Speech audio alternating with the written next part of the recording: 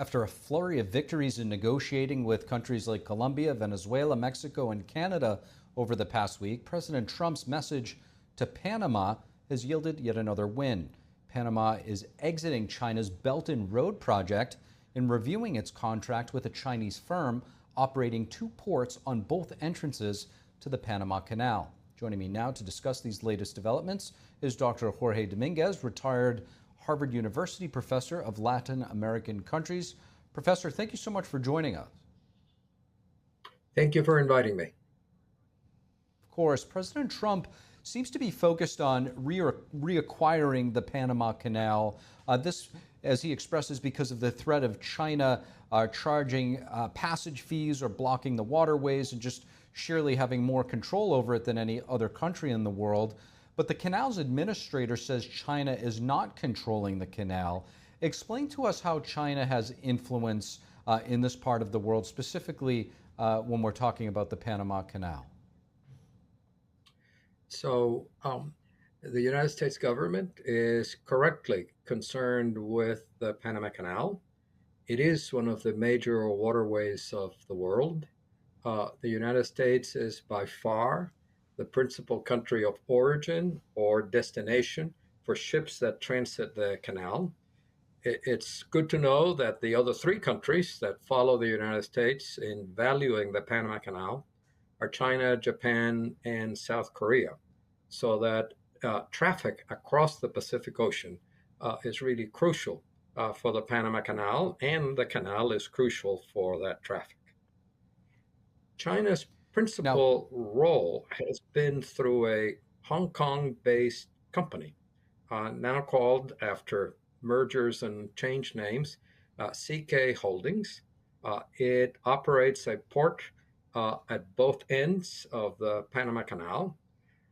To the best of my knowledge, including what the U.S. government has indicated, that is what it does. It operates a port. There is no evidence that Chinese forces or enterprises or government or military have blocked or interrupted traffic through the canal. The Panama Canal Authority, which has been managing the canal throughout this century, has done a very good job in doing so, including undertaking a significant expansion of the canal to make it possible to have larger ships. It's also worth noting that the only warships that can transit the canal uninterruptedly are U.S. warships.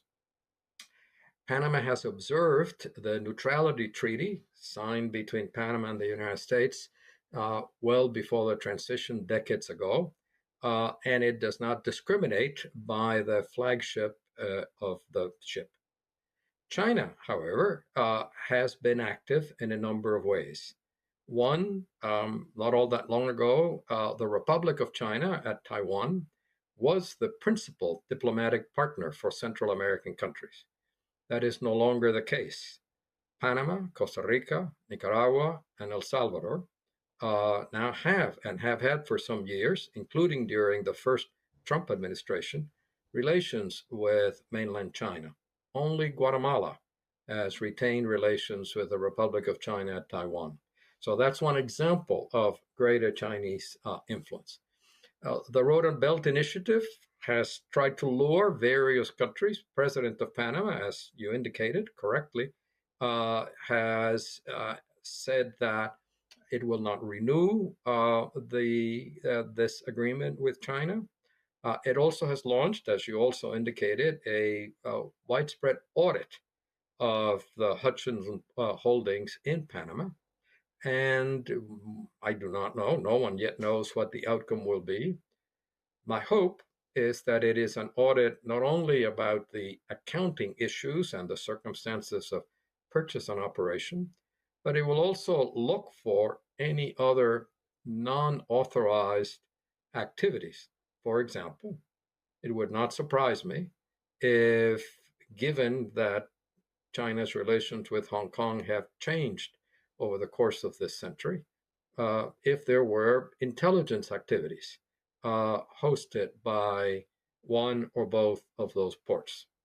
And it would be important for the government of Panama's audit, perhaps with international assistance, to try to determine whether that is the case. I do not know whether that is the case, but it is a reasonable undertaking. So the president of Panama, just to summarize, has indicated he will withdraw from the Belt and Road Initiative, that he is launching an audit of the ports, but he has just as forcefully said that the Panama Canal belongs to Panama. Professor, thank you so much for joining us and sharing your insights today. I really appreciate it. Thank you.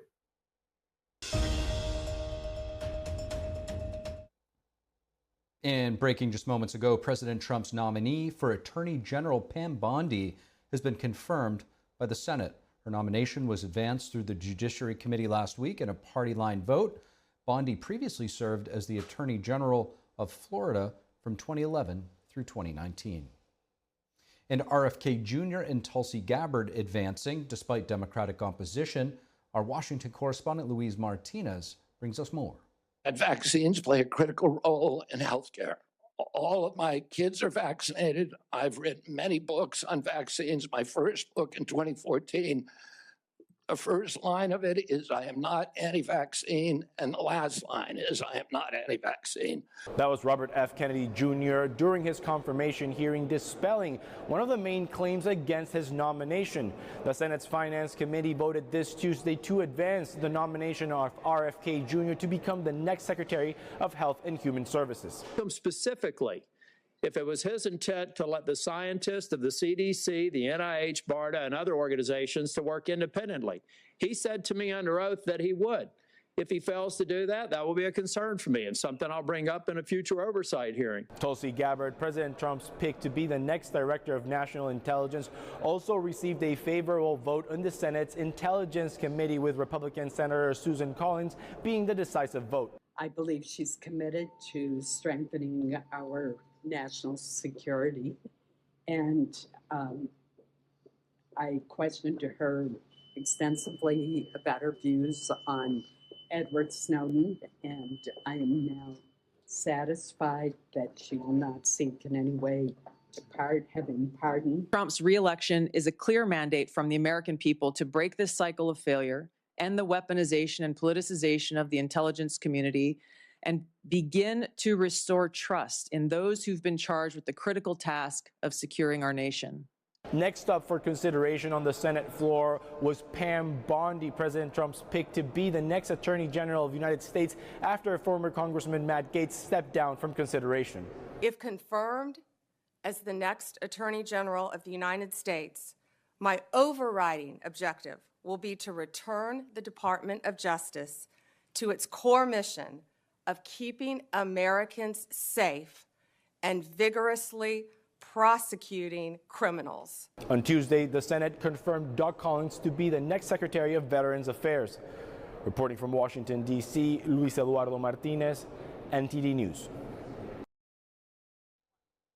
And moments ago, President Trump saying the United States will take over Gaza and help rebuild it into an international destination.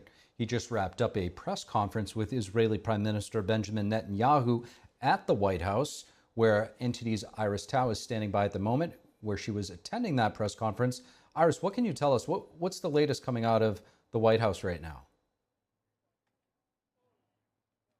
Good evening to you, Steve. So just now at that joint press conference between President Trump and Prime Minister Benjamin Netanyahu, President Trump made a bold statement about the U.S. role in rebuilding Gaza. He says the U.S. will take over the Gaza Strip and own it. And that, he says, is to help rebuild it and to stop its history of death and destruction from repeating itself. Watch. The U.S. will take over the Gaza Strip, and we will do a job with it, too. We'll own it and be responsible for dismantling all of the dangerous unexploded bombs and other weapons on the site, level the site and get rid of the destroyed buildings, level it out, create an economic development that will supply unlimited numbers of jobs and housing for the people of the area. Do a real job, do something different. Just can't go back. If you go back, it's going to end up the same way it has for 100 years. I'm hopeful that this ceasefire could be the beginning of a larger and more enduring peace that will end the bloodshed. And while this is a novel idea that we heard from Trump the first time tonight, President Trump says he has been talking with world leaders, including the leaders in the Middle East, and has gotten praises for it. And when asked about who will live in Gaza after the rebuilding process, he says will make Gaza into an international place where, quote, the world's people can live in it, including Palestinians. And meanwhile, for the past 2 days, President Trump has been reiterating his desire for Palestinians in Gaza to resettle elsewhere as the rebuilding process plays out. He says it's a place too dangerous to live in. Here's what he said this afternoon. Watch.